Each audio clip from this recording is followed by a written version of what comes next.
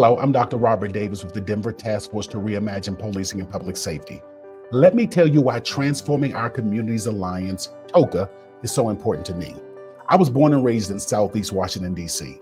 My teenage years were marked by citywide poverty, exacerbated by the crack epidemic. The greatest challenge to my neighborhood, the Congress Heights community, was that we had basically two choices.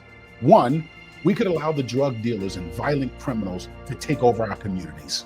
Or two, we could watch as our neighborhoods became a police state, marked by National Guard soldiers patrolling the street with local law enforcement. If nothing else, the sight of military-type vehicles set up for night patrols in D.C.'s residential neighborhoods gives the appearance the district is serious about its latest assault on crime. Members of the D.C. Air and National Guard are now helping police and neighbors patrol some of the district's more drug and crime-infested streets. I'm sure you've guessed by now, we ended up with a combination of the two, and things only got more and more desperate. Unfortunately, we did not have any local neighborhood-focused groups that would work in our neighborhoods to strategically organize the community so that we could develop alternative solutions. I want you to take a moment and imagine with me how things could have been different if we had a community-led neighborhood safety and violence prevention operation like TOCA in my neighborhood. Imagine if we had someone bringing our community together so we could focus on three objectives: healing and empowerment, community intervention, and community power building.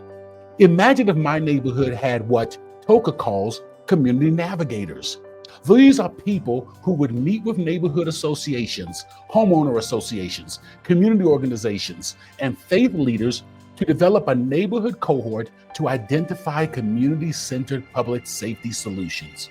Imagine if these navigators had a year-long engagement with our neighborhoods, conducting listening sessions, training sessions, healing sessions, and continuous community outreach with the goal of fostering trust and healing. Imagine if, as these neighborhood cohorts created their research-based solutions, these navigators were connecting them with proven networks of trainings. Not only that, but these navigators were also connecting them with a network of organizations and advocacy tools to help these neighborhoods successfully implement their plans. And finally, imagine if we could accomplish all of this without an over-reliance on law enforcement or placing additional burdens on our first responders. Well, that's what we are doing with TOCA.